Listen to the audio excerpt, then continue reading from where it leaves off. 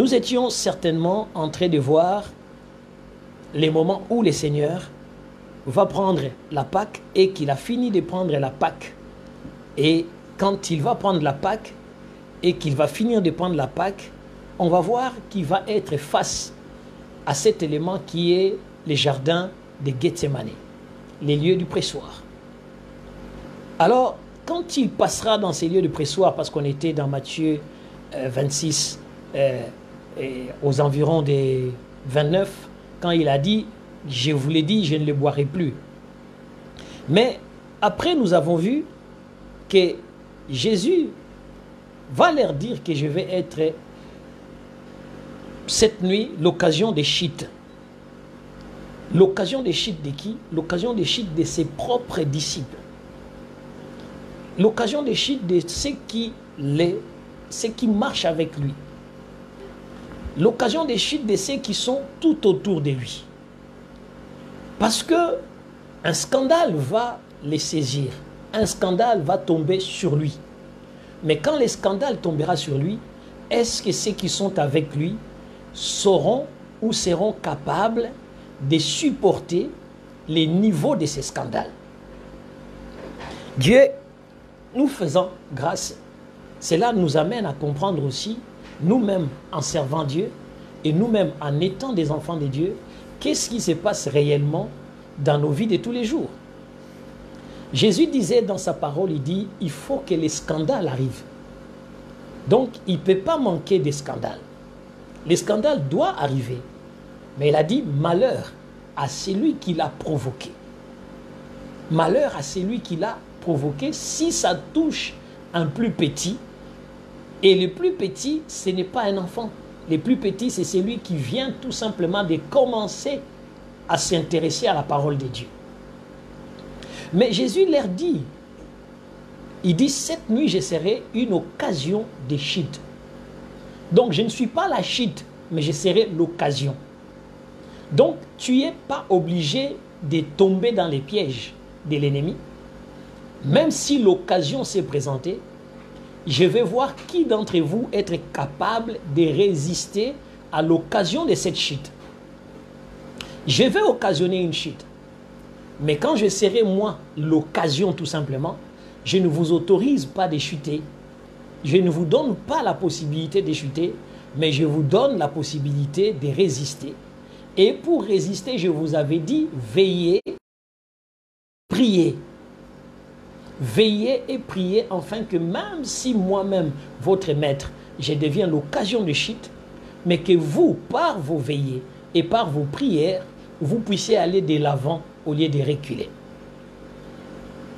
Et vous savez, on a vu dans ces moments-là des éléments qu'on a partagés ensemble.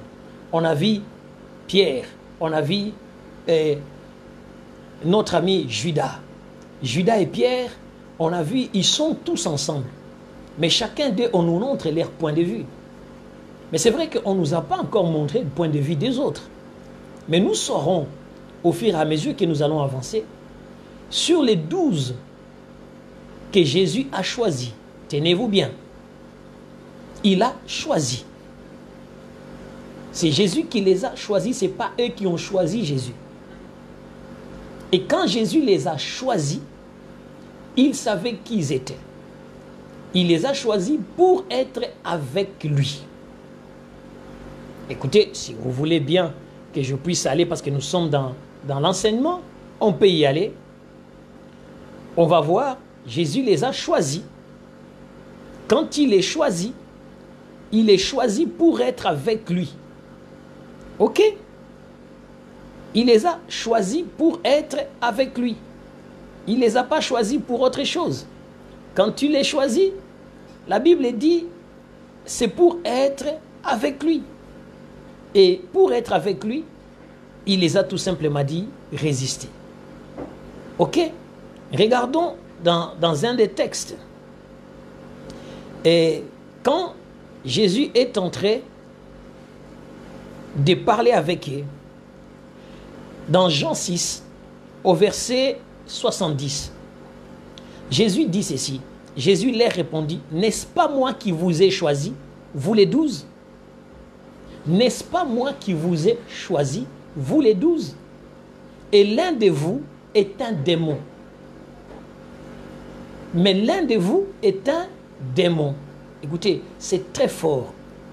Quand on lit la parole de Dieu, on se rend compte que Dieu choisit de fonctionner avec un démon. Dieu choisit de marcher avec un démon. Parce que la parole est claire. Lisez bien si vous avez peut-être vos Bibles et parlez autrement.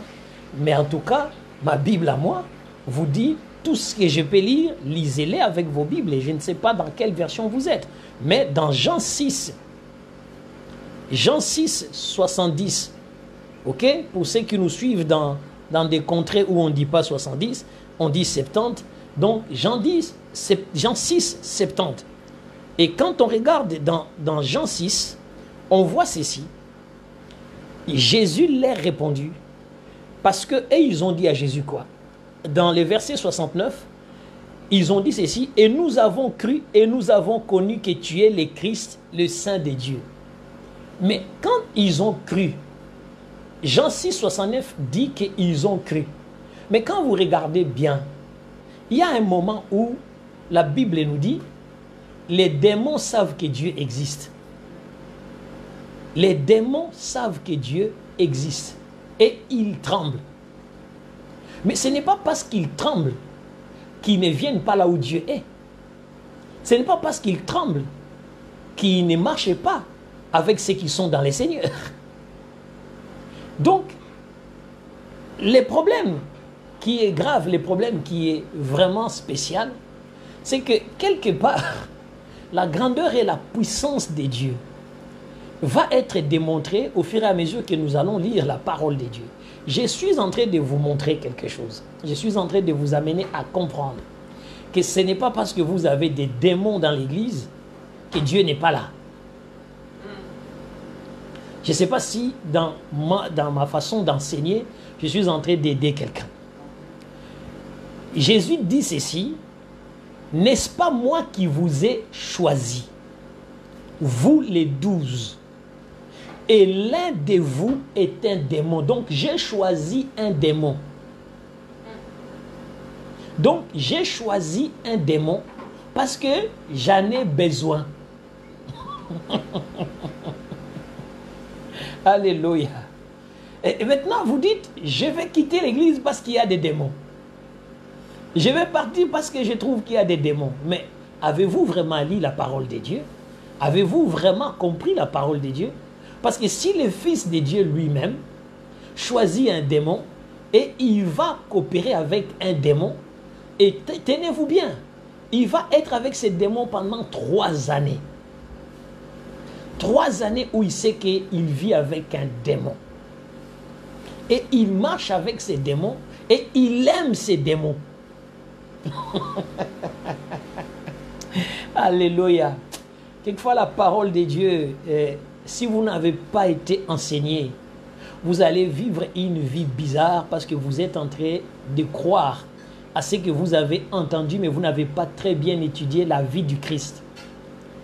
Matthieu 26, dont j'ouvre, c'est une possibilité pour nous d'étudier en même temps la vie du Christ et de ses disciples qui l'entourent. Je répète bien, les démons croient que Dieu existe et ils tremblent. Et quand vous regardez la réponse de Simon-Pierre dans Jean 6, 68, Simon-Pierre lui répondit, Seigneur, à qui irons-nous? Tu es les paroles, non, tu as les paroles de la vie éternelle. Et nous avons cru, comme tous les démons, ils croient, et nous avons connu que tu es le Christ. Donc nous savons qui tu es. Et nous savons aussi que tu es le Saint de Dieu. Donc cela ne nous empêche pas de savoir qui tu es. Ce n'est pas parce que ce que tu es va nous empêcher d'être avec toi. Mais Jésus dit, même si vous êtes avec moi, même si vous êtes en train de marcher avec moi, je sais que ceux qui marchent avec moi, au milieu de ceux que je choisis, se trouve un démon. Il n'a pas dit un esprit démoniaque. Il a bien dit un démon. Il n'a pas dit un esprit. Il a dit un démon. Et quand on va étudier les textes et qu'on veut comprendre ce que c'est ces démons, le terme démon qui est utilisé à cet endroit-là, c'est le mot diabolos du grec. Le mot diabolos. Maintenant, qui est diabolos? Diabolos, c'est tout simplement un accusateur, un calomniateur. Donc, si on doit définir les diabolos, ce n'est pas celui qui va t'étrangler, ce n'est pas celui qui va te tuer, mais c'est celui qui va passer tout son temps à te calomnier. Parce que diabolos, c'est d'abord un calomniateur. Et c'est un faux accusateur, quelqu'un qui accuse des choses fausses, qui dit toujours des faussetés. Et quand vous voyez ce qui se passe, Jésus dit que j'ai au milieu de moi quelqu'un qui dit des choses qui sont fausses, mais qui marche avec moi. J'ai au milieu de moi quelqu'un qui a l'habitude d'accuser, mais qui marche avec moi. J'ai au milieu de moi, alléluia, j'aime le Seigneur, vous savez, par opposition, comment on dit, par métaphore, on peut dire que Jésus dit, parce que diabolos, ça veut dire celui qui s'oppose à la cause de Dieu. Donc, quand quelqu'un s'oppose à ce qu'on veut faire pour la gloire de Dieu, c'est un diabolos. Mais maintenant, est-ce que vous comprenez que quelque part dans l'église, on peut aussi avoir des diabolos? Parce que diabolos, métaphoriquement, c'est un opposant à tout ce qui est cause de Dieu. Mais maintenant, c'est à nous de nous poser la question. Est-ce Judas diabolos ou Pierre diabolos? Parce que celui qui vient de parler, c'est Pierre. Mais Pierre dit, nous croyons. Pierre met tout le monde parce qu'il prend la place de tout le monde. Il parle pour tout le monde. Il se met en leader. Souvent, vous avez des leaders comme ça dans l'église qui parlent à la place de tout le monde alors qu'on ne lui a rien dit. Il parle à la place de tout le monde alors qu'on ne l'a même pas sonné. Mais le grand problème, c'est quoi? C'est que cela n'empêche pas Dieu de fonctionner. Cela n'a jamais et ne pourra jamais empêcher Dieu de travailler avec toi. Jésus, malgré qu'il y avait des diabolos dans son groupe, ça n'a pas empêché qu'il accomplisse sa mission. Ça n'a pas empêché, parce que les diabolos, ce n'est pas des gens qui viennent pour qu'il y ait une unité, mais ils viennent pour qu'il y ait une certaine séparation, qui viennent pour détruire au milieu de là où se trouve l'unité. Donc, comprenez-moi, bien-aimés dans le Seigneur, Jésus a très bien dit, c'est moi qui vous ai choisi. Donc, j'ai choisi aussi un diabolos. Alors, vous pouvez vous poser la question quelquefois, quand quelqu'un est vraiment un bon serviteur de Dieu, il ne peut pas avoir peur des gens qui s'opposent de lui, des gens qui s'opposent à l'œuvre de Dieu pendant que lui mène l'œuvre de Dieu. Il ne peut pas avoir peur.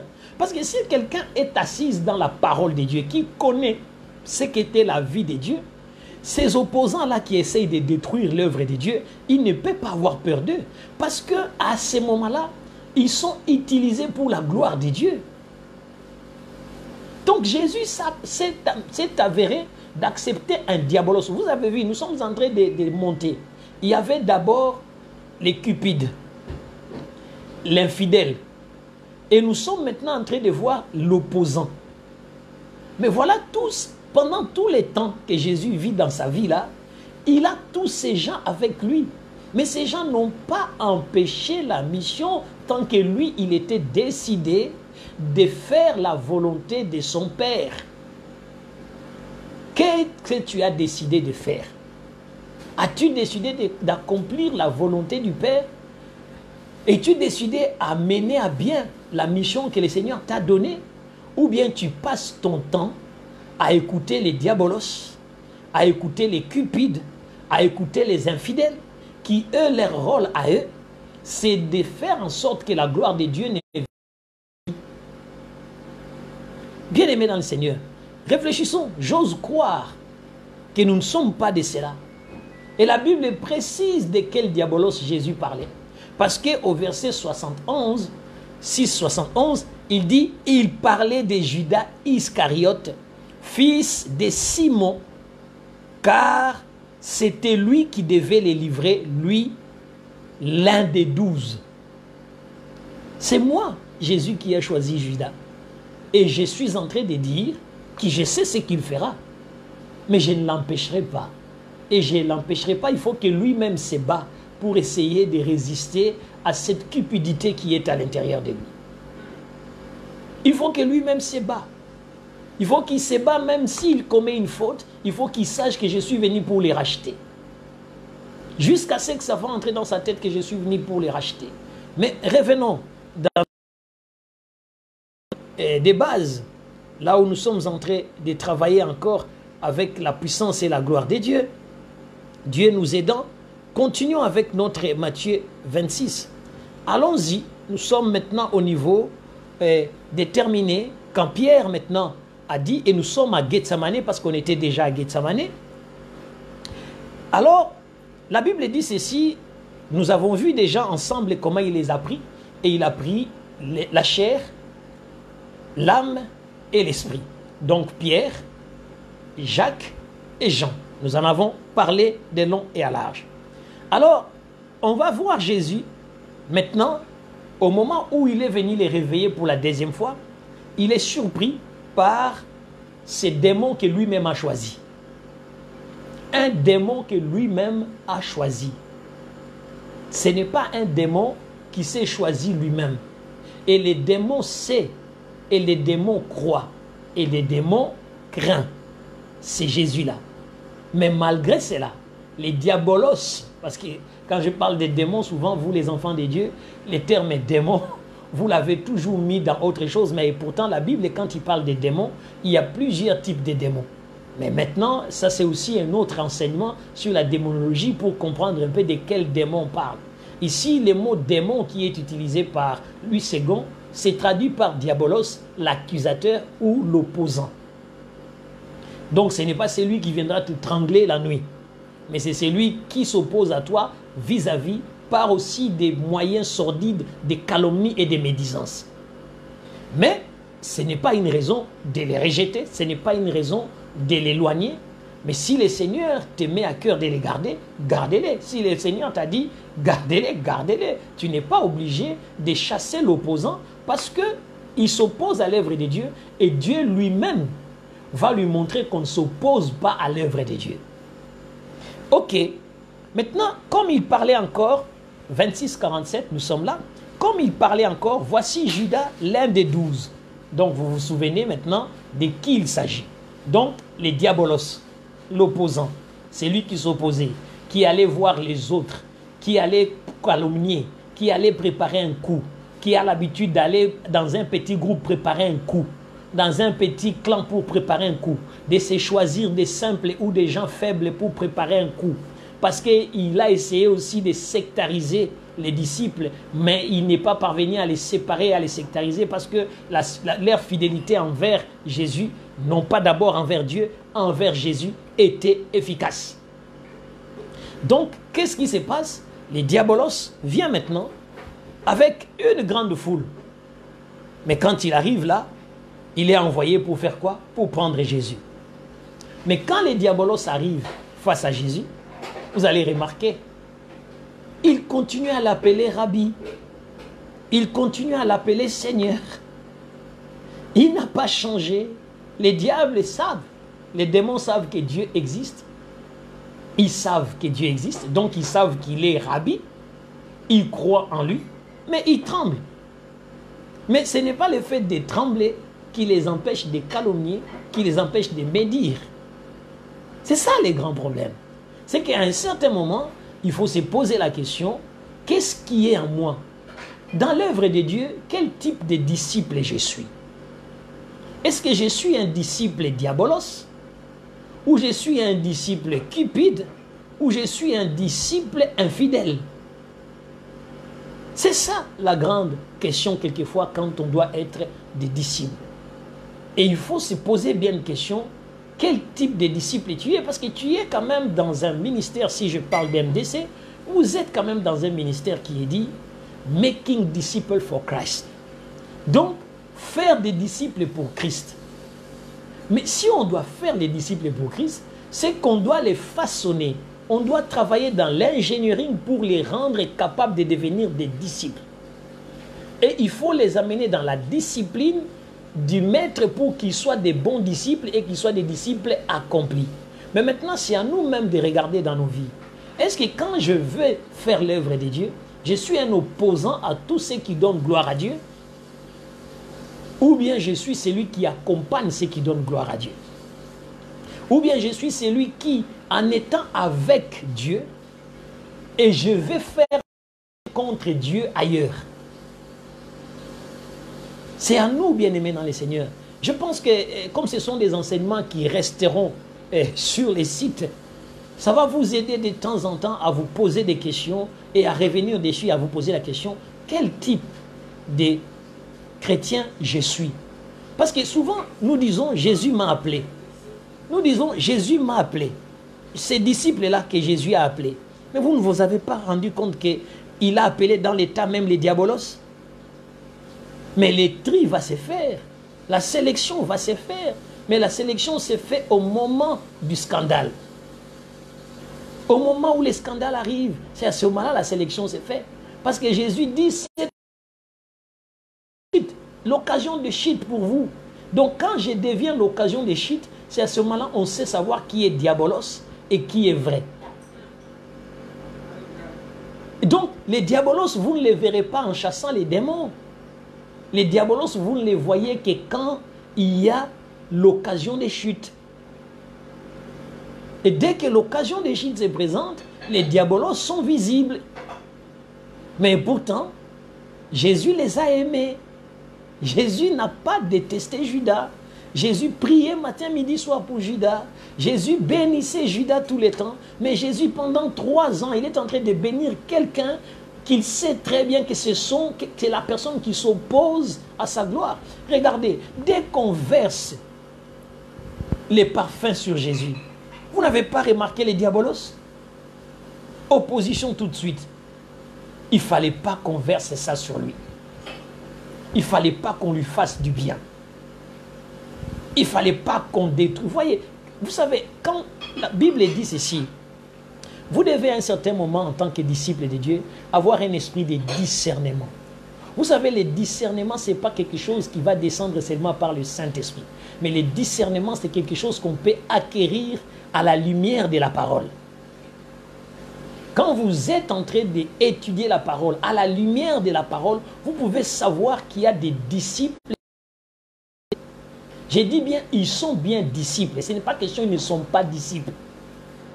Ce n'est pas question qu'ils ne sont pas disciples. Ils sont disciples et choisis par Jésus, amenés par Jésus à la maison de Dieu. Mais à l'intérieur d'eux, leur esprit est en train de servir d'opposition à tout ce qui est gloire du Seigneur et ils passent leur vie à calomnier et à médire. C'est pourquoi je vous ai dit, purifiez-vous. Quand vous voyez une personne passer son temps à médire et à calomnier ce qui se fait dans l'œuvre de Dieu, il y a un problème. Il y a un problème. Regardez, l'œuvre de Dieu, c'est Jésus. On lui verse du parfum. Les diabolos, c'est sûr. J'ai dit non, ces parfums, il fallait les vendre. Donc, c'est-à-dire, ne faites pas du bien au maître. Ne faites pas du bien à l'œuvre de Dieu. Ne faites pas du bien à la mission de Dieu. Ne faites pas du bien, parce que si vous faites du bien, ce n'est pas bon. Qui peut empêcher quelqu'un de faire du bien au Seigneur Jésus-Christ si ce n'est les diabolos lui-même? Mais maintenant, il s'amène. Quand il s'amène, les diabolos, il va l'appeler Rabbi. Il va dire, salut Rabbi. Et en plus de ça, il ajoute quelque chose de très fort. Et il les baisa. Ça veut dire, il lui témoigne même l'acte d'affection. L'acte d'affection. Donc, il montre même qu'il est affectueux. J'aime les seigneurs, les dieux grands, les dieux tout-puissants, quand vous êtes en train de regarder la parole de Dieu ou d'écouter la parole de Dieu, il faut que la parole de Dieu entre dans votre cœur et que la parole de Dieu vous touche. Et pour que vous compreniez un peu, parce que souvent des enfants de Dieu, nous sommes tellement naïfs, comme nous ne passons pas le temps dans les Écritures, nous avons l'impression que tout celui que Jésus a appelé est un bon d'office. Tout celui que Jésus a choisi est un bon d'office. Mais quand quelqu'un vient et qu'il commence à chercher que l'œuvre de Dieu tombe, que l'œuvre de Dieu disparaît, mais ça c'est un diabolos. Là c'est un diabolos, parce qu'il ne veut pas voir que Dieu, l'œuvre de Dieu ait de plus en plus de succès. Et le succès de Jésus dérange Judas. Mais maintenant, je ne sais pas, si je ramène ça aux serviteurs aujourd'hui, bon nombre d'enfants de Dieu, quand les serviteurs sont bénis, ils sont découragés, ils ont des paroles bizarres pour voir comment est-ce que les serviteurs est béni. Comment est-ce que les serviteurs, on lui a donné une somme d'argent quelconque? Comment est-ce que les serviteurs, on l'a donné quelque chose de matériel? Mais comment vous ne pouvez pas aimer que Dieu puisse bénir à travers quelqu'un? Parce que c'est Dieu qui touche cette femme afin de verser le parfum sur son fils. Et quand cette femme verse les parfums, il ne les verse pas sur un fils, il les verse sur un Seigneur qu'il dit, celui-ci, par rapport à ce que je vois, il a quelque chose, je dois... Et Jésus dit, on l'a envoyé pour préparer mon sépulcre. Qui peut les toucher si ce n'est lui-même les pères? Mais pendant que les pères les touchent, c'est que Jésus a choisi. Un des démons qu'il a choisi, les diabolos qui étaient là, montre sa face diabolique. Et à ce moment-là déjà, l'envie, la cupidité qui était à l'intérieur de lui s'est manifestée. Et cette cupidité l'a amené là où nous sommes maintenant. Là où nous sommes maintenant, vous savez, si l'Église ou le peuple de Dieu avait été suffisamment enseigné, je pense que l'œuvre de Dieu sur la terre devait être les lieux les tout puissants qui dirigeraient la terre. Mais c'est parce qu'on n'est pas tellement enseigné qu'on affaiblit nous-mêmes les corps du Christ. Parce que ce qu'on a versé comme parfum, on l'a versé sur les corps du Christ. On a honoré les corps du Christ. On n'a pas honoré l'esprit du Christ. On a honoré les corps du Christ. Mais alors si nous-mêmes, nous prenons soin et nous sommes capables de relever les corps du Christ, les corps du Christ seraient l'objet ou l'être le plus puissant de cette terre. Nous avons la puissance, mais nous sommes aussi en même temps des grands destructeurs de l'œuvre de Dieu. Pourquoi? C'est tout simplement parce que nous ne sommes pas enseignés. Et nous sommes tellement émotionnels que dès qu'on nous a parlé des démons, on est bloqué dans cette histoire sans aller regarder, sans aller étudier et comprendre même c'est quoi un démon. C'est quoi un démon? Parce que il vit, il continue sa vie, il fait sa vie chaque jour.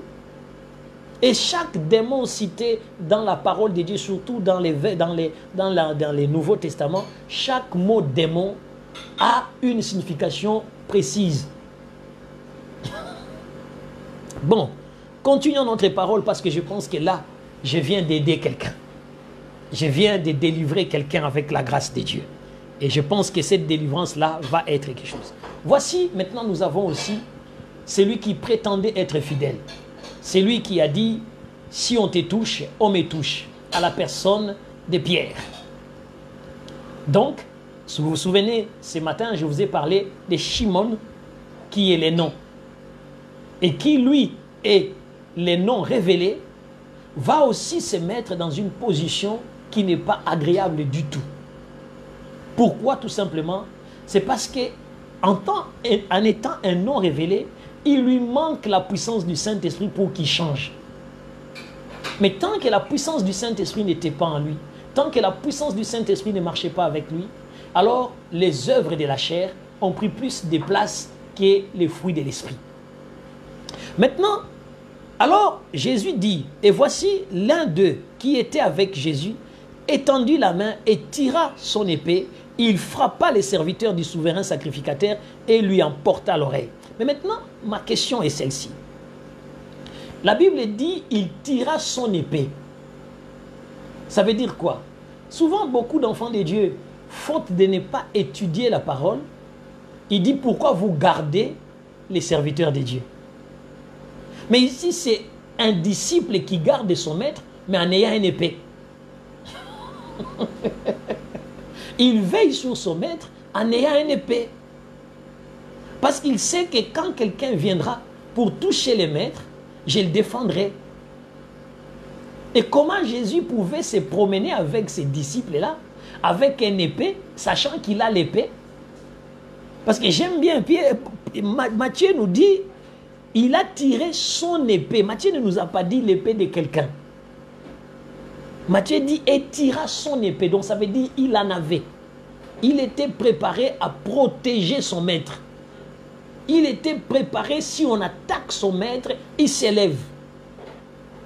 Il était préparé à dire, le maître doit être protégé. Le maître doit être mis à l'abri de toute attaque parce que nous avons besoin de lui. Et c'est ça la grandeur et la puissance de Dieu. Si vous ne lisez pas la parole, vous allez voir des choses dans l'église, vous direz comment ça se fait.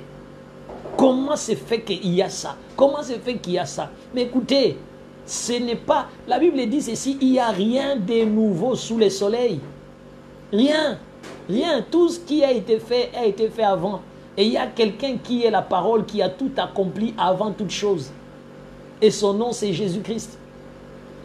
Souvent, les gens disent, il y a trop de gardes tout autour des serviteurs. Mais écoutez, s'il n'y avait pas ces jours-là, parce que si ce n'était pas le projet de Dieu, vous pensez que Jésus allait dire à Pierre, remets ton épée dans le fourreau? Non. Il allait laisser Pierre défendre la partie qu'il peut défendre. D'ailleurs, à chaque fois que Jésus passait au milieu des foules, ses disciples qui étaient tout autour de lui poussaient des foules, empêchaient des foules de toucher leur maître, empêchaient des foules de faire du mal à leur maître. Donc, il y a quelque part beaucoup d'enfants de Dieu qui n'ont pas passé le temps dans l'enseignement et qui croient à ce qui se passe dans le monde, tout simplement parce que quelqu'un a dit, sans base véridique de la parole de Dieu. Et si vous avez la parole est vérité. Et c'est la parole qui nous donne la vérité. Et allons-y dans cette vérité. Jésus lui dit alors, écoutez bien, alors Jésus lui dit, remets ton épée à sa place. Donc Jésus savait qu'il a un disciple qui porte l'épée et qui se promène avec lui.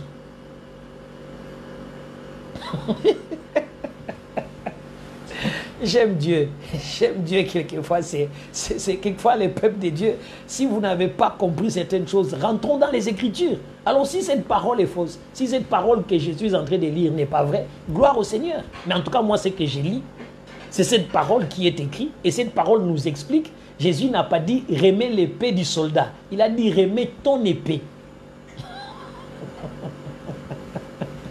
Remets ton épée à sa place, car tous ceux qui prendront l'épée périront par l'épée. Donc Jésus lui dit, cette épée-là, tu ne dois pas l'utiliser, tu seras avec moi, c'est pour me protéger, mais fais attention, parce que quand tu vas les prendre, ça deviendra aussi quelque chose contre toi. Mais il savait, vous imaginez, il va monter à la montagne. Il monte à la montagne avec quelqu'un qui a l'épée, il ne lui dit pas, va le jeter. Il ne lui dit pas, enlève ça. Donc, durant 3 années, il se promène avec ces messieurs parce que le monsieur est conscient qu'on commence à menacer son maître. Il prend des dispositions pour défendre et protéger son maître. Et le maître ne lui a jamais dit non. Et quelquefois, il y a des endroits où les maîtres allaient. Les gens, quand ils voyaient celui qui est tout autour du maître à l'épée, on n'ose pas l'attaquer. Et puis, quelquefois, j'entends... Pardonnez-moi de le dire, j'entends des enfants de Dieu de dire, mais c'est pas normal, on ne peut pas essayer. Pourquoi Dieu ne les garde pas? Bien-aimés, lisons la parole de Dieu et comprenons que la chair est chair, l'esprit est esprit. Ne mélangeons pas ce qui est esprit et ce qui est chair. Parce que ceux qui sont nés de chair est chair, et ce qui est né de l'esprit est esprit. Alors, Jésus lui dit, penses-tu que si je ne puisse pas invoquer mon Père qui me donnerait à l'instant plus de 12 légions d'anges, pas des légions de démons comme l'autre démon était possédé des légions, parce qu'il y a aussi des légions d'anges. Il n'y a pas que les légions des démons. Jésus dit, chez les anges aussi, il y a des légions. Et Jésus dit, je pouvais invoquer ces légions. Mais il lui dit, ce n'est pas le cas maintenant. Tu ne peux pas sortir ton épée. Pourquoi? Parce que comment donc s'accomplirait les Écritures d'après lesquelles il doit être ainsi. Il doit en être ainsi. Donc ici, je ne t'interdis pas. Mais si, parce que l'Écriture l'a dit, tu n'as pas à me défendre. Parce que l'Écriture a dit qu'il faut que je sois livré. Mais maintenant, là où l'Écriture n'a rien dit, est-ce que je ne dois pas être défendu? Ah, que Dieu nous aide. Alléluia.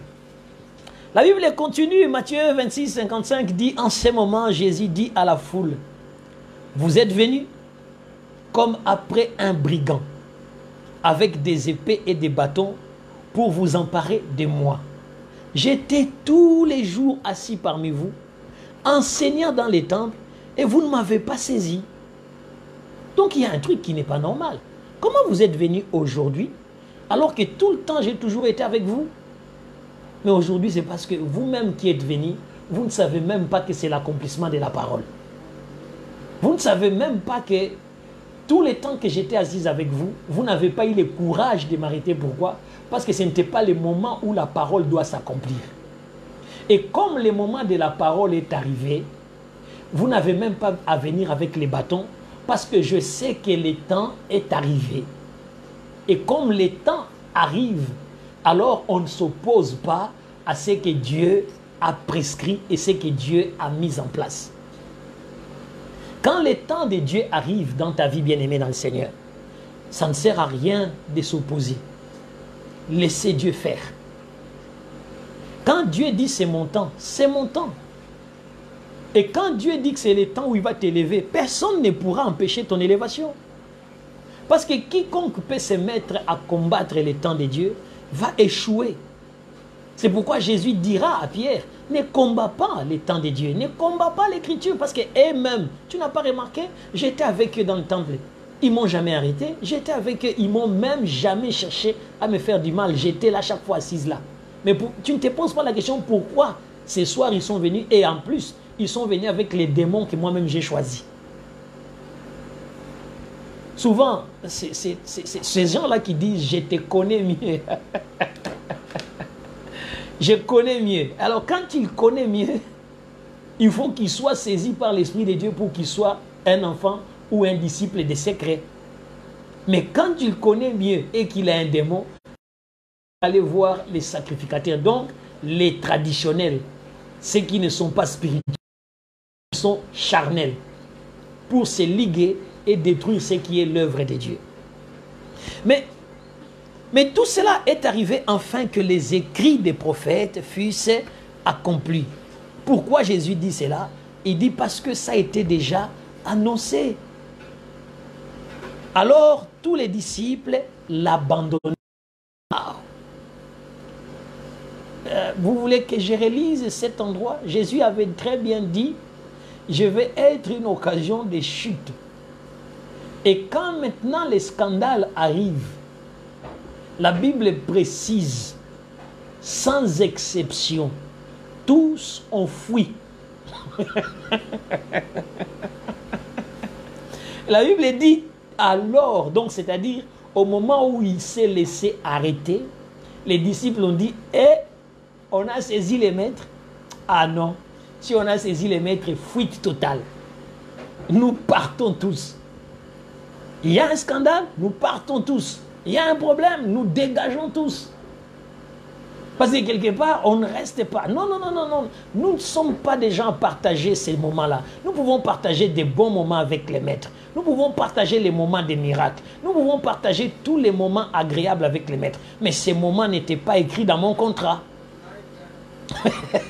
Ces moments n'étaient pas prescrits dans mon contrat. Je n'ai jamais souscrit pour les scandales, je n'ai jamais souscrit pour un problème, je n'ai jamais souscrit, mais j'ai souscrit pour qu'on me bénisse, j'ai souscrit pour que je puisse voir la gloire de Dieu, j'ai souscrit pour que tout va bien. Quand ça ne va pas, je n'ai pas souscrit. Il y a un contrat qui m'a amené que les malheurs ne peuvent pas m'atteindre, mais dans ces contrats, il est bien écrit, les malheurs atteignent souvent les justes, mais l'Éternel en délivre toujours. Mais le problème, c'est que bon nombre d'entre nous, quel type de contrat avons-nous signé? J'aime cette partie j'aime bien, j'aime beaucoup. Vous savez, quand je lis la parole de Dieu, cette partie j'aime bien. Parce que souvent, les choses qu'on découvre, si on ne vous a pas enseigné, bien-aimé dans le Seigneur, vous allez être un ignorant et que vous allez participer à la destruction du corps du Christ, sans même vous rendre compte que cette destruction-là va être quelque chose qui va malmener votre vie future. Peut-être même ça peut détruire des générations de vos enfants. Mais c'est parce que quelque part, vous ne saisissez pas la dimension de Dieu. Vous ne comprenez pas ce que Dieu est. Vous devez comprendre que Dieu lui-même s'est choisi des démons. Et il a très bien dit, c'est moi qui l'ai choisi. Donc ça veut dire que ce n'est pas, l'Église n'a pas à avoir peur des démons. L'Église n'a pas à avoir peur des opposants. L'Église n'a pas à avoir peur des gens qui calomnient. L'Église n'a pas à avoir peur des gens qui médient. Au contraire, l'Église doit montrer à ces gens, nous restons fidèles à Dieu, fidèles à ses serviteurs, et nous faisons avancer l'œuvre, et nous savons une chose, avec lui, nous ferons des exploits. Parce que nous irons de succès en succès. Et quand on avance de succès en succès, c'est qu'il y a une bataille. Si vous bataillez, vous avez du succès. On n'a pas de succès sans avoir combattu. On n'a pas de succès sans avoir remporté quelque chose. Donc il faut à un certain moment, bien aimé dans le Seigneur, que vous compreniez les derniers instants de Jésus. C'est, la Bible dit, vaut mieux la fin d'une chose que le commencement. Dans les commencements, ils sont tous dans la joie. Ils sont heureux. Ils vivent avec un Dieu où ils se disent, tant que je ne vois pas la main de Dieu, c'est que Dieu n'est pas là. Tant que Dieu n'a rien fait pour moi, Dieu n'est pas là. Bien-aimés, croyez-moi, vivez la victoire que je vous ai dit ce dimanche matin. Comprenez la dimension de Dieu. Entrez dans la profondeur de la parole de Dieu. Sinon, si vous ne saisissez pas la profondeur de la parole de Dieu, vous allez détruire les corps du Christ. Vous allez détruire des serviteurs. Vous allez mettre à plat l'œuvre de Dieu et qui ne vous sera d'aucun bénéfice. Parce que plus le corps du Christ est puissant, plus le corps du Christ dirige le monde. Mais comme vous l'avez affaibli et vous continuez à l'affaiblir, et le corps du Christ ne peut pas résister à quoi que ce soit. On l'affaiblit dans tous les domaines. Et on est devenu des diabolos de l'œuvre de Dieu. On est devenu ce que pour un rien, on veut que l'œuvre de Dieu disparaisse. Pour un petit rien, on veut que l'œuvre de Dieu ne soit plus là. Et pour un petit rien, on complote même comme Judas pour faire disparaître l'œuvre de Dieu. Que Dieu nous aide, Église de Dieu. Que Dieu nous aide. La Bible continue. Il a très bien dit, tous, sans exception, ont pris fuite. Donc je vous dis ces jours-là, si Jésus avait une église, l'église est restée vide. Si Jésus avait une église de 12 membres, les 12 membres ont fui. Déjà, on dira que les 11, parce que les 12e déjà lui-même étaient les traîtres. Donc, tous les 12 fuitent, donc l'église est restée vide. Donc, Jésus qui est l'église est resté vide. L'époux a été abandonné par l'épouse. Alléluia. Gloire à Dieu, que Dieu ait pitié de nous et que quelquefois nous sommes en train de ne pas comprendre que l'église est remplie de diabolos. Mais moi, j'ai dit une chose, j'aime les diabolos comme Jésus les a aimés. Parce qu'avec les diabolos, tu soulèves des défis. Et avec les diabolos, tu connais la résurrection. Avec les diabolos, tu connais la victoire sur la mort. Parce que si n'eût été les diabolos, la victoire sur la mort n'allait pas venir. Et c'est ça, dans la vie. Un jour, quelqu'un me posait la question, il dit, prophète, qu'est-ce qu'il y a? J'ai dit, vous savez, moi j'aime les défis. J'aime les défis. Surtout quand il s'agit du domaine de l'œuvre de Dieu, j'aime ça. J'aime les défis. J'aime quand quelqu'un défie Dieu. Pas moi, parce que je sais que ce n'est pas moi que vous défiez. Vous défiez celui qui vit en moi. Et quand vous les défiez, il va vous montrer qu'il est plus puissant parce qu'il est celui qui fait que même la mort a perdu sa puissance. Donc, il faut comprendre la dimension de la parole de Dieu. Maintenant, il y a un problème. Ceux qui ont comploté ont toujours tendance à se retrouver entre eux.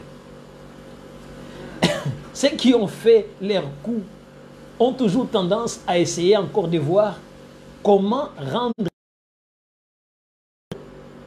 Donc, comment amener ce qui est faux? Parce qu'on dit très bien diabolos, c'est quelqu'un qui fait des fausses accusations. Maintenant, comment amener des fausses accusations à devenir vraies?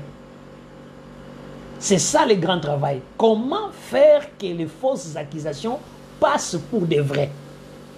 Et c'est là où maintenant nous sommes dans Matthieu 26, 57. La Bible dit, ceux qui avaient saisi Jésus l'amenèrent chez les souverains sacrificateurs Caïphe, où les scribes et les anciens étaient assemblés. Souvenez-vous, une fois que Jésus a fait la résurrection de Lazare, dans les souverains sacrificateurs décidèrent de le faire mourir. Donc déjà, on voit qu'ils n'ont aucune preuve de ce qu'il a fait. Ils n'ont même pas, ils n'ont aucune accusation, si on peut le dire comme ça, mais ils se basent sur un bienfait. Ils se basent sur un bienfait à quelqu'un qui était dans difficulté. De ces bienfaits-là qu'on a fait, ils essayent de fonder une accusation en utilisant quelqu'un qui était parmi, quelqu'un qui était dans les groupes. Parce que celui qui était dans les groupes est crédible parce qu'il était avec eux. Et comme c'est lui qui nous l'amène, comme il était dans les groupes, c'est qu'il connaît mieux les groupes et il est sûr et certain, ce qu'il dit, ce sont des choses vraies parce qu'il était là-bas. Un diabolos.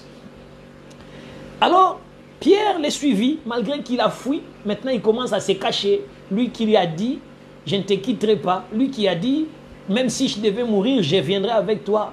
Mais maintenant là, c'est lui qui avait décidé de subir les mêmes sorts que son maître, ne veut plus les sorts du maître, mais il commence à suivre les maîtres en distance. Heureusement, les maîtres connaissaient tout cela. Vous savez, quand vous avez l'Esprit de Dieu, vous savez avec qui vous marchez.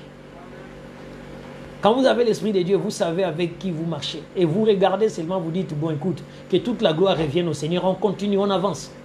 Parce que le Seigneur ne m'a pas dit qu'écoute, il faut tuer. Non, il ne m'a pas dit il faut détruire, il m'a dit avance. Toi, fais un effort de rester fidèle à moi et moi, je serai fidèle à toi. Marche dans la fidélité et moi, je serai fidèle. Même s'il y a un problème, même si tu deviens l'occasion des chutes, mais moi, je vais te relever dans la chute. Et je ferai que tu puisses avancer et que la gloire de Dieu soit manifeste en toi. Et c'est ça, la grandeur et la puissance de Dieu. Pierre les suivit de loin jusqu'à la cour du souverain sacrificateur. Il entra et s'assit avec les serviteurs pour voir comment cela finirait.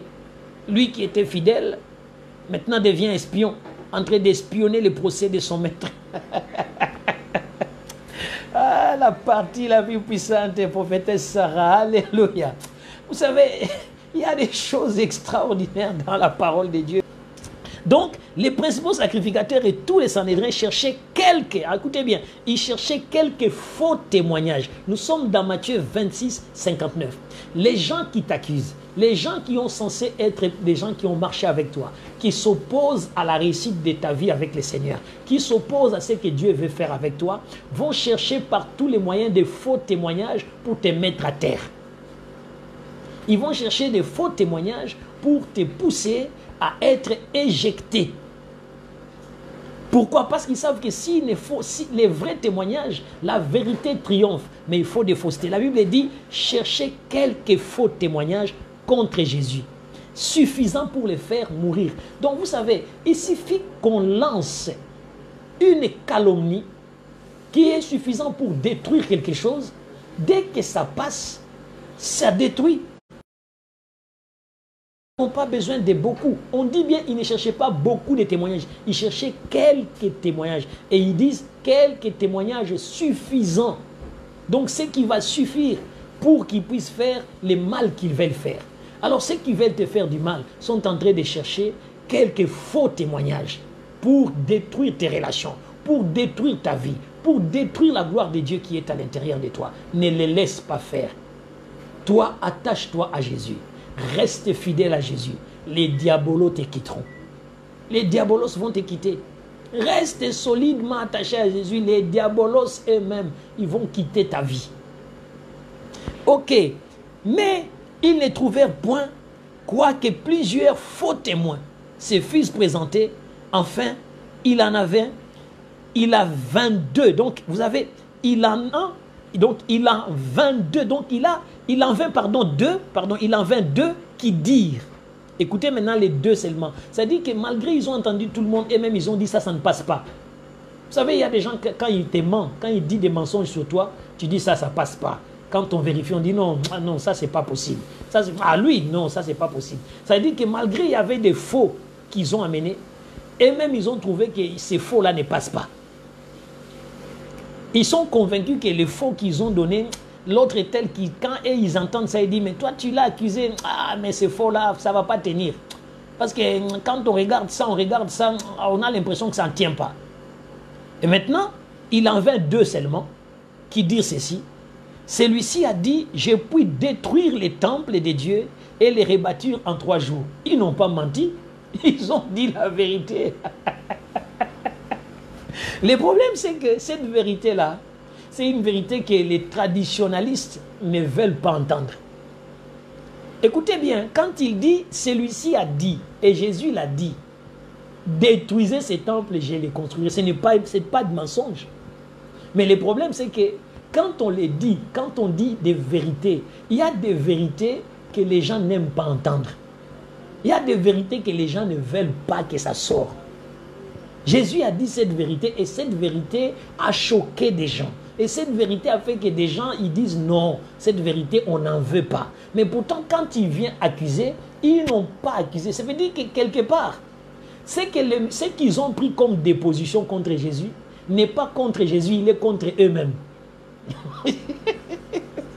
Ils ont pris une déposition qui les condamne eux-mêmes parce que dans la parole de Dieu, il est écrit et ils ont ça dans les Écritures que ces choses-là, les temples, c'était le corps du Christ et en 3 jours il ressuscitera. Ils l'ont. Le prophète Esaïe en a parlé. Mais ils ne veulent pas sonder les Écritures, mais cette vérité-là les a dérangés. Bon, maintenant, le problème c'est que le souverain sacrificateur s'éleva et lui dit, ne réponds-tu rien? Qu'est-ce que ces hommes déposent contre toi? La Bible dit, Jésus garda le silence. Vous savez, peuple de Dieu, je vous ai toujours dit dans l'église, quand les choses vont mal, les sages se taisent. Ceux qui connaissent la vérité, ils n'écrivent pas. Les gens qui connaissent la vérité n'écrivent pas sur tous les toits. Quand quelqu'un connaît la vérité et il sait que la vérité triomphe, il est silencieux et il est calme, il est tranquille. Ceux qui s'agitent, c'est ceux qui savent les mensonges et qui agitent les mensonges. Mais celui qui a la vérité, est assis dans la vérité, il est tranquille, il est posé. Quand tu commences à t'agiter, c'est que quelque part, il y a un problème à l'intérieur de toi. Parce que les sages n'est pas quelqu'un qui a l'habitude de crier, il doit se taire. Quand la vérité est là, vous devez savoir, bien aimé, ton Dieu combattra pour toi. Dieu combat pour la vérité. Dieu s'élève pour la vérité. Dieu n'est pas quelqu'un qui s'élève pour les mensonges. Dieu combat pour la vérité et Dieu veut que la vérité triomphe comme cette vérité qui a triomphé de la mort, qui est Jésus-Christ. Donc ici, on voit Jésus garda le silence et le souverain sacrificateur prenant la parole lui dit, je t'adjure par les dieux vivants de nous dire si tu es le Christ. Mais ça n'est pas été mis dans la déposition. Mais pourquoi on pose la question sur quelque chose qui n'est pas dans la déposition? Parce qu'on n'a pas déposé qu'il a dit qu'il est fils de Dieu. On a déposé qu'il a dit qu'il détruirait le temple et qu'il le fera. Mais maintenant, on lui pose la question, si tu es le Christ, donc si on dit si tu es le Christ, c'est que le souverain sacrificateur sait qui est Christ. Il sait que Christ est le Fils de Dieu. Il aurait posé la question, si tu es le Fils de Dieu, tout simplement. Il dit, si tu es le Christ, donc on lui a annoncé la venue du Christ et il le sait. On lui a annoncé que le Christ sera le Fils de Dieu et il le sait. Maintenant, il pose la question. Jésus dit, tu l'as dit. Vous savez pourquoi Jésus lui a dit, tu l'as dit? Parce que Jésus a dit, pour le dire, tu es allé chercher la vérité là où tu l'as trouvée. Là où tu as trouvé la vérité qu'il va venir Christ. Là où tu as trouvé la vérité qui va venir le Fils de Dieu. Et comme toi-même tu l'as dit, c'est que tu sais de quoi tu parles. Parce que tout ce que tu dis là, tu connais des preuves qui doivent prouver qui est Christ. Tu connais des preuves qui doivent prouver qui est le Fils de Dieu. Jésus dit, tu l'as dit, de plus, je vous le déclare. Maintenant, Jésus dit, puisque tu l'as dit, alors je vais te le déclarer maintenant. Vous verrez désormais les fils de l'homme, pas les fils de Dieu, les fils de l'homme. Mais la question est, es-tu fils de Dieu? Il dit maintenant, vous verrez les fils de l'homme assis à la droite de la puissance de Dieu et venant sur les nuées du ciel. Alléluia. Vous verrez maintenant les fils de Dieu. Non, mais vous verrez les fils de l'homme. Ça veut dire celui que vous avez vu naître chez Marie et Joseph. Mais c'est celui-là que vous verrez maintenant sa gloire. C'est celui-là que vous avez vu qu'il était tout simplement un humain. Mais vous allez comprendre qu'à côté de cet humain que vous côtoyez, ce n'était pas un humain. C'est celui que tu viens de dire. Il est Christ, il est le Fils de Dieu. Et alors maintenant, la Bible dit, alors le souverain sacrificateur déchira ses vêtements en disant, il a blasphémé. Qu'avons-nous encore besoin de témoins? Voici, vous venez d'entendre son blasphème. Que vous en semble? Écoutez, quand les souverains sacrificateurs détruisent ou déchirent ses vêtements, quand ils les déchirent, nous devons nous rendre compte de l'évidence même de la parole de Dieu. La parole de Dieu montre que quand les souverains sacrificateurs déchirent ses vêtements, il n'est plus souverain sacrificateur. Donc, au moment où il a déchiré ses vêtements, c'est fini. Il n'est plus sacrificateur. Donc, l'effet de déchirer ses vêtements montre qu'il quitte même sa position. Et souvent, beaucoup n'ont pas compris. Quand on déchire les vêtements, c'est qu'on a même déchiré son sacerdoce. Donc, désormais, ces jours-là, Dieu a annulé les sacerdoces du souverain sacrificateur.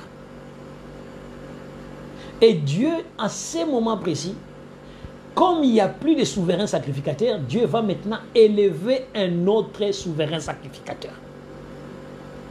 Selon l'ordre de Melchisédek. Parce que celui-là qui a déchiré ses vêtements ne l'est plus. Comme il a déchiré ses vêtements, c'est fini.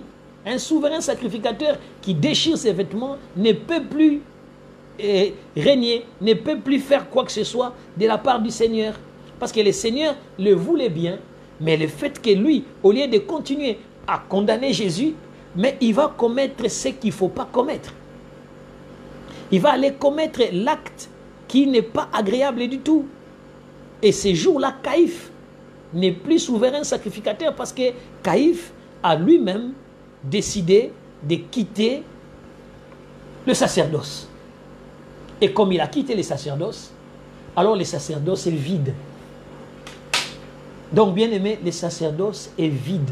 Il n'y a plus de souverain sacrificateur durant tous ces temps. C'est fini. Parce que maintenant, Dieu va établir non plus les souverains sacrificateurs des hommes, mais il va établir un souverain sacrificateur qui dépasse même l'ordre de Melchisédek. Donc, ici, on comprend que si Jésus lui répond, il lui dit, aujourd'hui, tu vas perdre. Tu vas perdre maintenant. Tu vas perdre. Parce que vous savez, à un certain moment, Jérémie, on lui a dit de ne pas déchirer. Les rois et les serviteurs qui ont entendu toutes ces choses, qui étaient ces paroles-là, dans Jérémie 36, 24, ont interdit à Jérémie de déchirer ses vêtements parce qu'ils savaient que ça va être terrible si les souverains sacrificateurs, si c'est lui qui est dans la position du sacrificiel, détruit ce qui l'honore. Vous savez que pour honorer un sacrificateur, Dieu dit, voici les vêtements que portera le souverain sacrificateur. Et Dieu montre que ces vêtements-là, on ne peut pas le déchirer. Si on les déchire, c'est qu'il ne l'est plus. Et ces jours-là, nous n'avons plus de souverains sacrificateurs sur Israël. Fini, plus de souverains sacrificateurs parce qu'il a déchiré. Et quand il déchire, c'est qu'il dit à Dieu, je ne veux plus supporter ce qui est et je ne peux plus porter la charge que tu m'as donnée. Et à ce moment donné, la chose commence. Et ils répondirent tous, quand il a posé la question, il dit, il mérite la mort.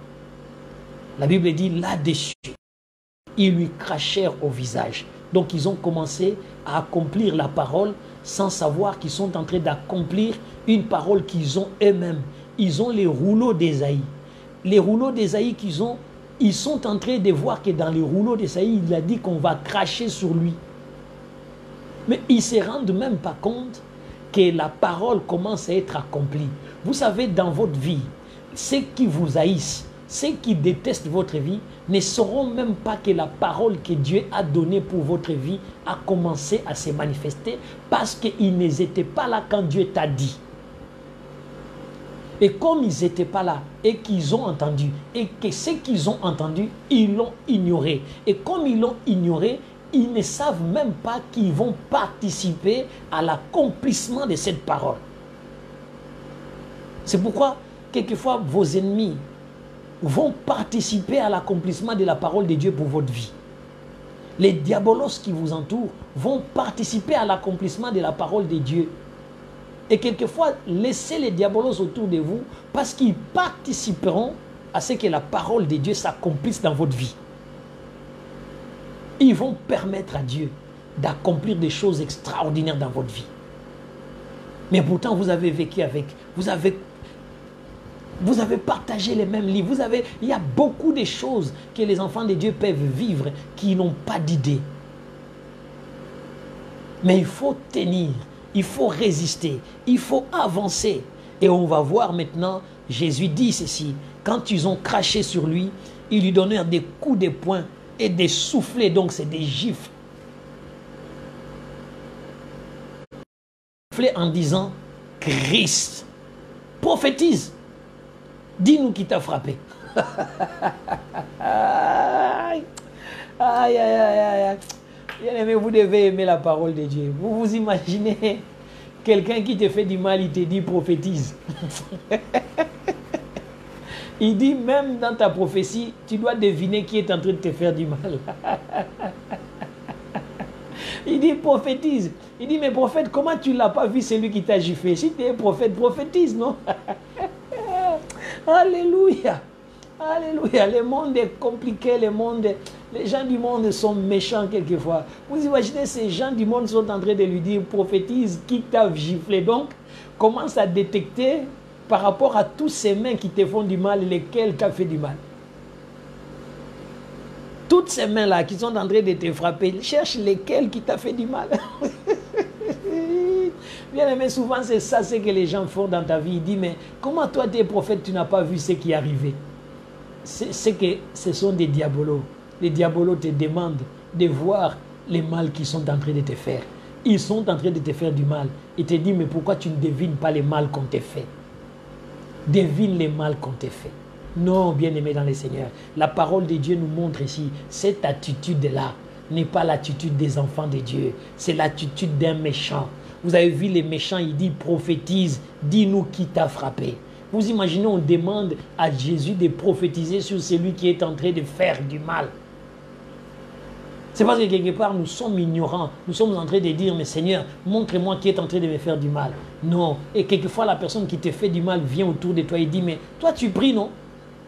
Demande à Dieu de te montrer, non? Toi, tu es dans les Seigneurs, non? Demande à Dieu de te révéler. Non, c'est un diabolo. C'est un diabolo. Parce que quelque part, pourquoi tu vas me demander de savoir celui qui me fait du mal alors qu'il y a un maître qui sait qui me fait du mal et il est vivant, il va s'élever et il va me défendre. Et quand il va me défendre, il te mettra toi dans la honte. Il te mettra dans la honte parce que je n'ai pas besoin de savoir qui est en train de comploter contre moi. Les scandales vont faire voir ceux qui sont en train de comploter contre moi. Le mal va démontrer ceux qui sont en train de marcher contre moi. Même quand vous allez me frapper, je n'ai pas besoin de prophétiser qui m'a frappé. Il y a un maître qui s'occupera de toi. Il y a un maître qui va s'occuper de ta vie. Il y a un maître qui veillera à ce que tu puisses te rendre compte. C'est que tu m'as giflé là, tu vas le regretter toute ta vie. Tu n'as pas à me demander, devine, ou cherche, va dormir. Demande à Dieu de te montrer qui est en train de te faire du mal. Bien-aimé, toi reste fidèle à Dieu.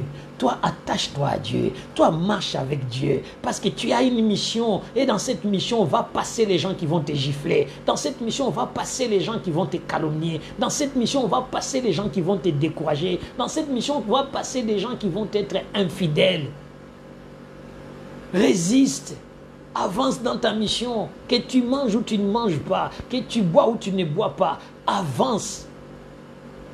Accomplis ta mission. Quelquefois vous vous découragez pour un rien. C'est parce que vous n'avez pas les fondements de la parole. Quand l'ennemi vient, il vous bouscule pour des petites choses. C'est parce que vous n'avez pas le fondement de la parole. Moi, même si on me dit que démon viendra m'arrêter, si je sais que c'est pour la gloire de Dieu, je n'ai pas peur. Je n'ai pas peur. J'attends. Parce que la gloire de Dieu s'est manifestée. Si Dieu a prévu dans ma vie que je passerai par l'emprisonnement, je dirai à Dieu, gloire se soit rendue. Mais s'il ne l'a pas prévu, alors vous allez passer votre temps à tourner, ça n'arrivera jamais. Dieu avait prévu que dans la vie de Paul, il passera dans la prison. Il est passé dans la prison. Dieu avait choisi dans la vie. Vous savez, il y a des choses qui vous arrivent dans la vie. Vous ne devez pas avoir peur si cela est destiné à s'accomplir à cause de votre mission.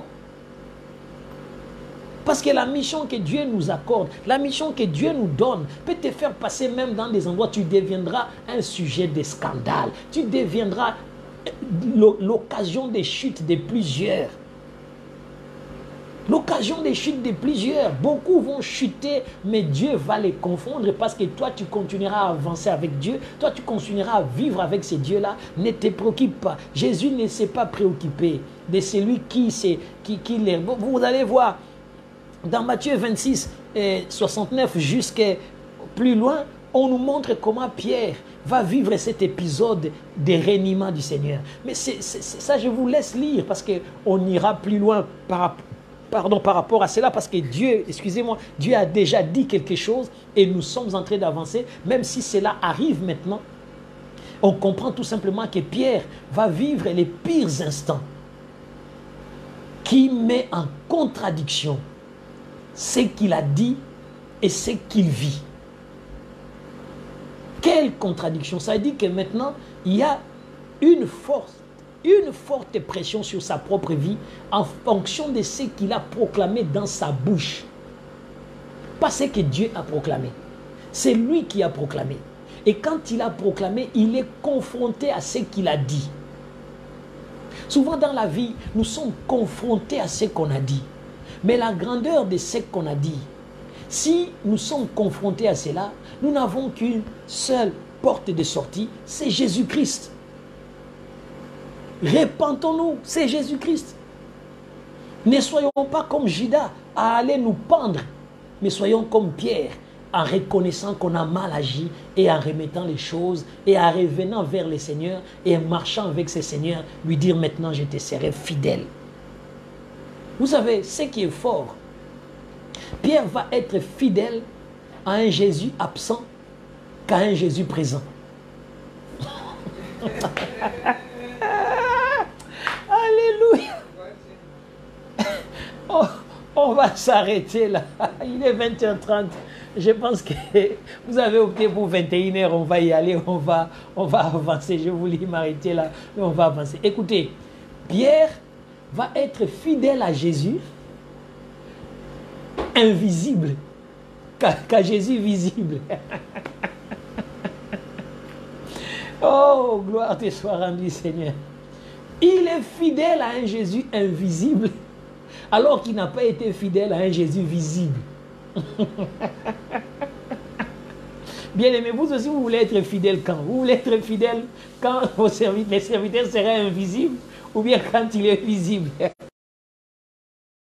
Être fidèle dans les deux, visible et invisible. Parce que Pierre va se rendre compte qu'il a échoué dans les visibles. Il a échoué. Allons-y, puisque nous avons du temps. J'ai voulu sauter, mais allons-y. La Bible dit dans Matthieu 26, 69, il dit, cependant Pierre était assis dehors, dans la cour. Donc, je viens voir, je ne vais même pas aller voir comment est-ce qu'on les frappe. Non, non, je ne vais pas, je reste dehors, en dehors de la cour, parce que là-bas on siège, je n'ose même pas entrer comme spectateur. La honte totale. Le sentiment de la honte est en train de les travailler comme nous l'avons parlé de la honte. Ok, une servante s'approcha de lui et dit, mais la question maintenant c'est la servante de qui? Celui qui s'approche pour accomplir la parole de Dieu est une servante. Mais c'est une servante de qui? On n'a pas dit une femme quelconque, on a dit une servante. Donc, c'est une servante, il sert un maître. Quel maître il sert? Et le maître qu'il sert les pousse à aller vers Pierre. Quand la servante arrive vers Pierre, ce n'est pas une personne quelconque. La Bible précise bien une servante. C'est que quand on sert quelqu'un, mais on ne nous dit pas il est servante de qui. Mais on nous dit tout simplement c'est une servante qui s'approche. Pourquoi? Pour accomplir la parole de Dieu, Dieu n'utilise que ses serviteurs. Et comme la parole de Dieu a été annoncée à Pierre, alors ce n'est que des serviteurs ou une servante qui va l'accomplir. Et quand la servante s'approche de lui, lui dit ceci, toi aussi, tu étais avec Jésus le Galiléen. S'il avait dit oui, c'était plus facile, la servante allait peut-être lui dire, moi aussi je les sers. Mais écoutez notre ami Pierre. Mais il les nia devant tous, disant, je ne sais ce que tu veux dire. Donc je ne reconnais même pas la parole de Dieu que tu prononces là, servante. Servante, tu es en train de dire une parole de Dieu là. Tu es en train de donner une prophétie qui est vraie, que j'étais avec lui. Et tu es en train de me prophétiser que j'étais avec. Mais maintenant, comme cette prophétie, tout le monde a entendu, j'ai dit, cette prophétie peut m'amener à la cour. Et moi, je n'ai pas souscrit pour la cour. J'ai souscrit pour les miracles. Alléluia. La Bible dit, il les nia. Et il dit, je ne sais ce que tu veux dire. Comme il s'est dirigé vers la porte, comme il s'est dirigé vers la porte, la Bible dit une autre servante. Donc il est acculé par la parole de Dieu. C'est la parole de Dieu qui est en train de les poursuivre. La parole de Dieu est en train de poursuivre les paroles que Pierre a sorties de sa bouche. Il a dit un vœu devant le Seigneur. Et le Seigneur a entendu les vœux qu'il a fait. Et le Seigneur commence à les poursuivre par rapport aux vœux qu'il a fait. Le vœu de servir et de proclamer qu'il n'a jamais abandonné Jésus. C'est que Dieu ne lui a pas envoyé des individus. On n'a pas dit une personne, on n'a pas dit un homme, on n'a pas dit une femme. On a dit encore une autre servante. Bien-aimé, quand tu fuis et que tu fais des choses contre Dieu, Dieu poussera toujours ses serviteurs ou ses servantes à te ramener dans le droit chemin par rapport à ce que tu as pris comme engagement vis-à-vis de Dieu. Quand tu prends un engagement vis-à-vis de Dieu, fais attention. Pierre a pris un engagement. Et dans cet engagement, il a essayé de nier son engagement et Dieu lui rappelait son engagement. Mais il a continué à nier. La Bible dit, une autre servante les vit et dit à ceux qui se trouvaient, celui-ci était de Nazareth. On vient de lui dire, tu y as été. Tu y as été. Mais Dieu n'a pas envoyé n'importe qui. C'est que Jésus lui avait dit, tu vas me nier. Mais Jésus, quand il dit, tu me renieras, il savait que je vais t'envoyer des servantes. Et quand ça sera, je ne t'ai même pas envoyé des serviteurs parce que tu diras c'est un homme. Mais je t'ai envoyé même des femmes tout simplement. Des femmes pour te dire, Pierre, tu es en train de perdre parce que les femmes disent la vérité et toi tu ne dis pas la vérité. Tu es en train de perdre une certaine opportunité de vivre ou de me voir moi. Reprends-toi parce que j'avais dit tu n'es plus Céphas, tu es devenu Pierre, tu es devenu Piedras. Donc il y a une chose qui se passe dans ta vie, ressaisis-toi. Je t'avais dit que tu es l'enfant de la révélation, tu es le fils de Jonas, tu es l'enfant de l'esprit. Ressaisis-toi, c'est pourquoi j'ai envoyé des serviteurs pour te parler. Toi aussi, bien-aimé, combien d'engagements tu as pris vis-à-vis de Dieu et tu as dit même je ferai, et que maintenant quand Dieu te rappelle, tu dis que tu ne l'as pas dit, tu dis que tu ne l'as pas pris, tu dis que tu n'as pas décidé, tu dis que je n'ai rien fait. Faisons attention avec l'œuvre de Dieu. Faisons attention quand nous prenons devant Dieu. Nous prenons des engagements ou nous proclamons des vœux. La Bible dit, ne prononce pas des vœux à la légèreté devant le Seigneur. Mais ces jours-là, Pierre prononce un vœu avec légèreté devant le Seigneur. Et il ne sait pas ce que ce vœu peut l'écouter. Ces jours-là, 2 fois, la Bible dit, il n'y a de nouveau avec serment cette fois-ci. Vous savez, il y a des gens, il y a des gens dans la vie, hein, quand on lui dit, tu avais dit ça, il dit, non, je jure, je ne l'ai pas dit. Donc, il ajoute même un serment. Il jure même par Dieu pour dire, ça jamais, je n'ai jamais dit, je me suis jamais engagé dans ça. Bien-aimés dans le Seigneur, où va le monde? Où allons-nous, nous ces disciples-là? Qui sommes-nous comme disciples? Vous prenez des engagements devant Dieu.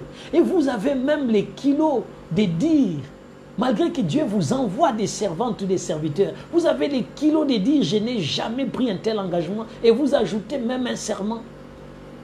Et puis après, dans la vie, vous dites, puisque vous ne vous êtes même pas repenti de ce que vous avez fait, et vous êtes en train de dire que j'ai l'impression que ma vie est abîmée parce qu'il y a des démons familiales.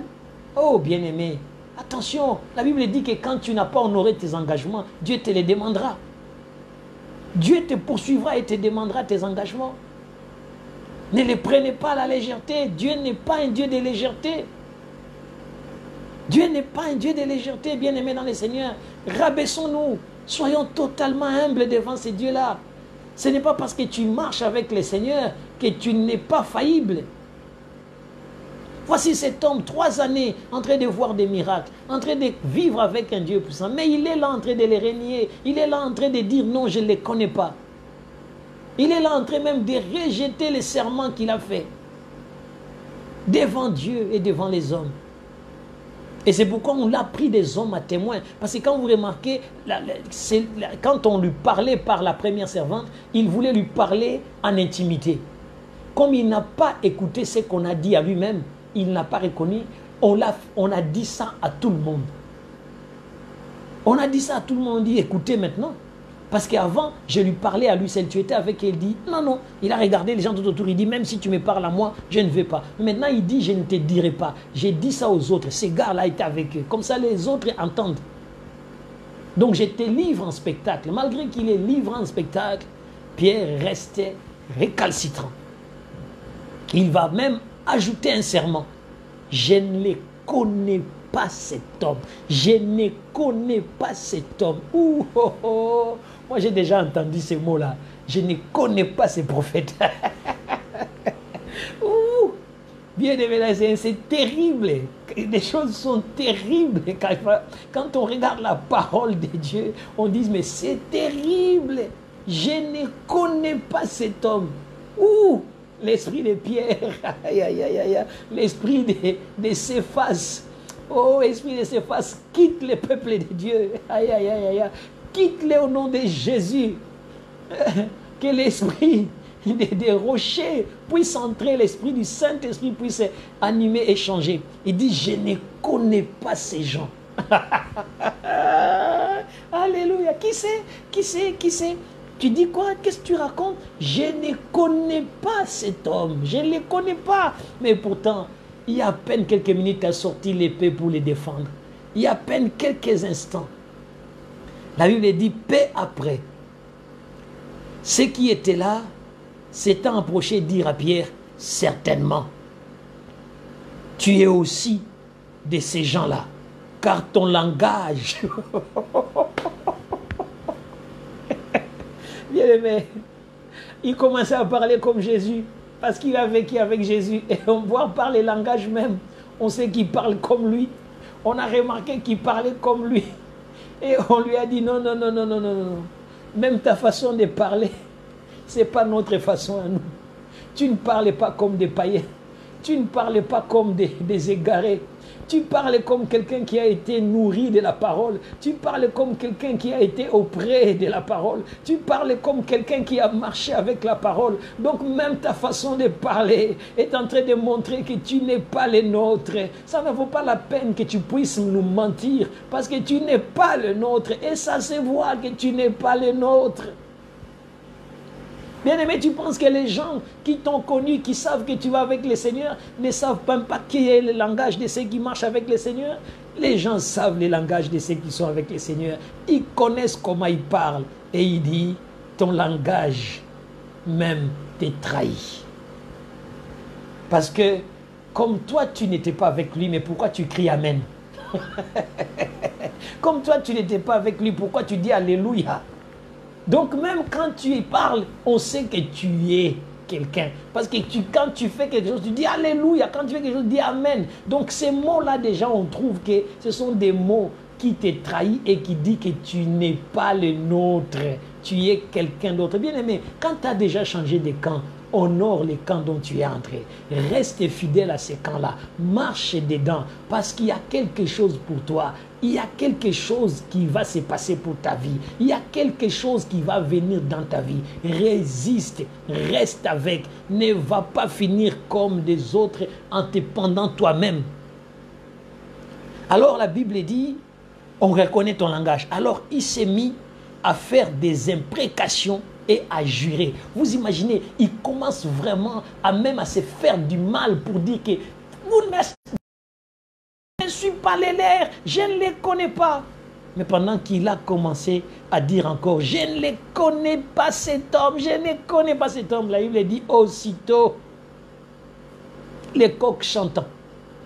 Quand les coqs chantent comme ça veut dire que les coqs maintenant confirment ce que les deux servantes ont dit.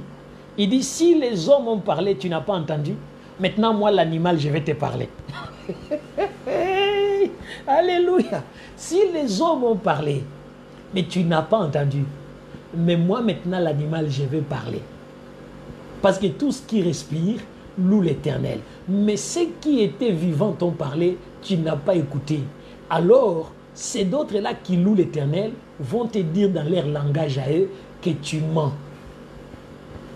Que tu mens. Donc même les coqs a participé à dire à Pierre, reconnais que tu es un menteur. Parce que les hommes, vous savez, il y a des gens qui seront mis à nu par des animaux. C'est les animaux qui vont les faire livrer en spectacle.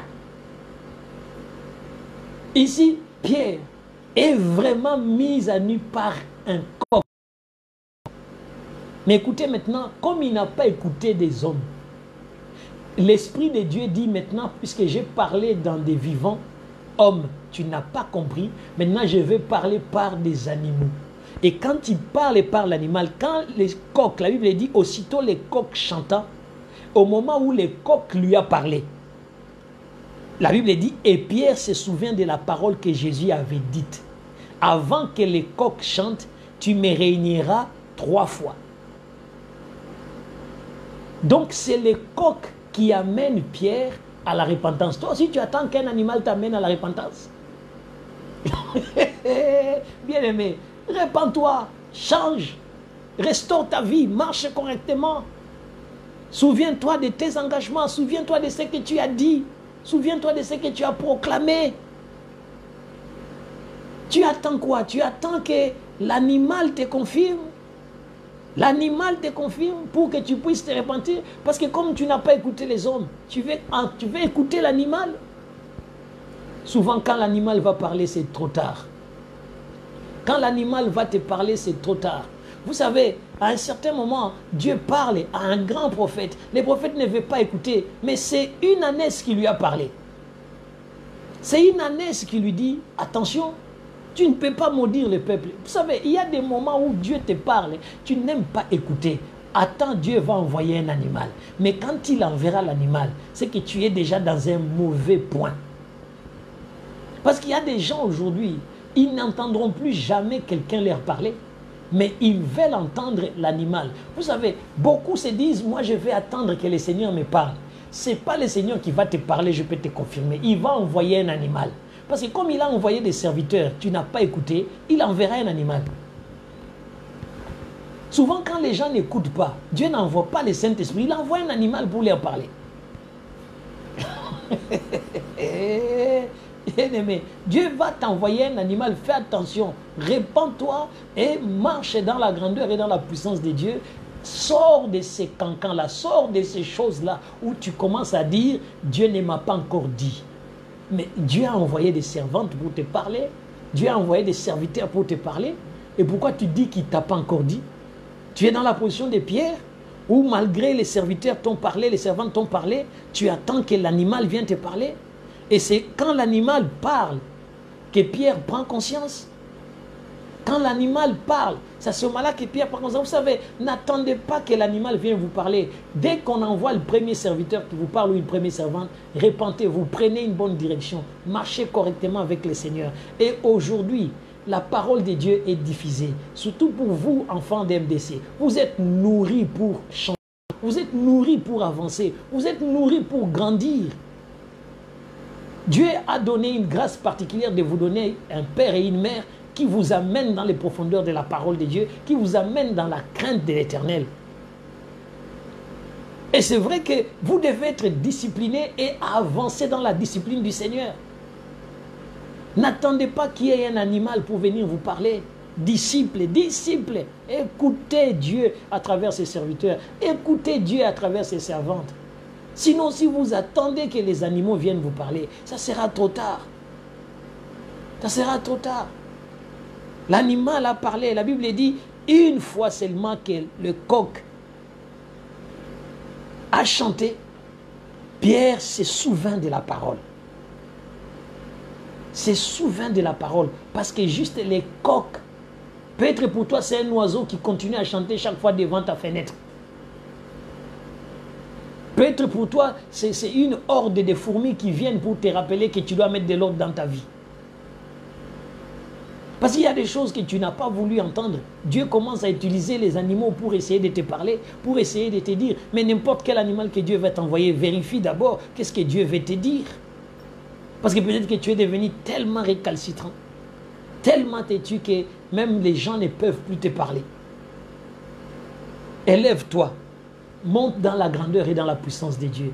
Comprends, bien-aimé dans le Seigneur. Je ne veux pas que tu sois celui qui va pleurer amèrement. La Bible dit, et étant sorti, il pleura amèrement. Il pleura amèrement. Tu veux toi aussi pleurer amèrement? C'est pas parce que quand l'animal lui a parlé, ce n'est pas dit qu'il a reçu la joie. Il a reçu encore plus de tristesse et de douleur. Il a été totalement dans la douleur. Il a été totalement abattu. Parce que les hommes ont parlé, les hommes ont répété. Même on a pris la foule en témoin, mais rien.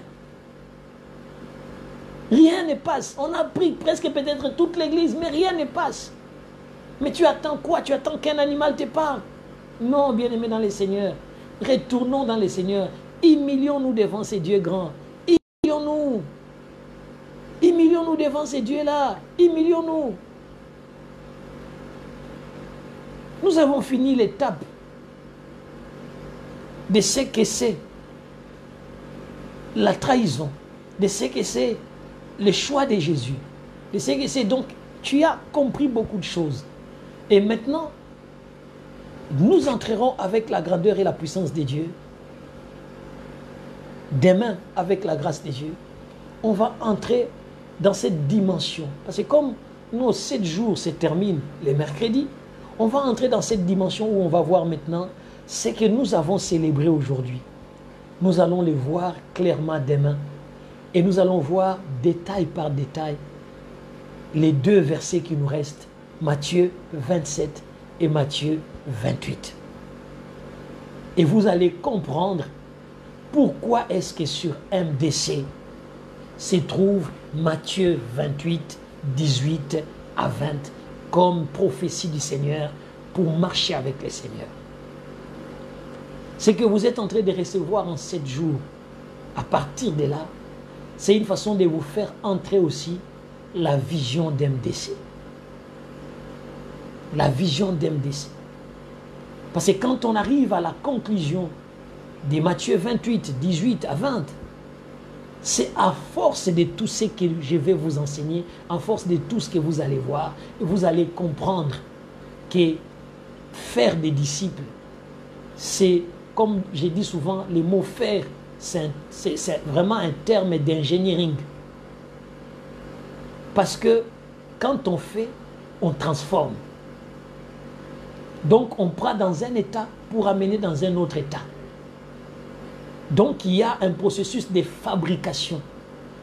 Et dans le processus de fabrication, il peut se passer beaucoup de choses quand on a commencé à transformer la matière première pour avoir un produit fini. Il y a des matières premières qui ne finissent pas et qui n'arrivent pas à atteindre les points de produit fini parce qu'il se constitue déchet et il disparaît. Mais il y en a ceux qui sont capables de résister à des transformations et des transformations pour avoir l'éclat de ce qui est le produit fini. Et j'ose croire avec le Seigneur que le Dieu qui a commencé cette œuvre en toi l'accomplira certainement. Et par la parole qu'il te donne, par le message qu'il est en train de te diffuser pendant ces 7 jours où nous sommes en train d'entrer dans la dimension de la parole de Dieu, que Dieu vraiment te rend solide. De sorte que quand tu sortiras de ces moments de confinement, tu es inébranlable. Inébranlable. Parce qu'à ce moment-là, tu sais maintenant où je sers, qui je sers, avec qui je sers. Parce que je marche maintenant la tête haute. J'ai pris l'engagement de ne plus bouger. J'ai pris l'engagement de faire avancer la gloire et la puissance de Dieu. J'ai pris l'engagement de faire que le corps du Christ devienne de plus en plus solide. Que le corps du Christ soit de plus en plus puissant.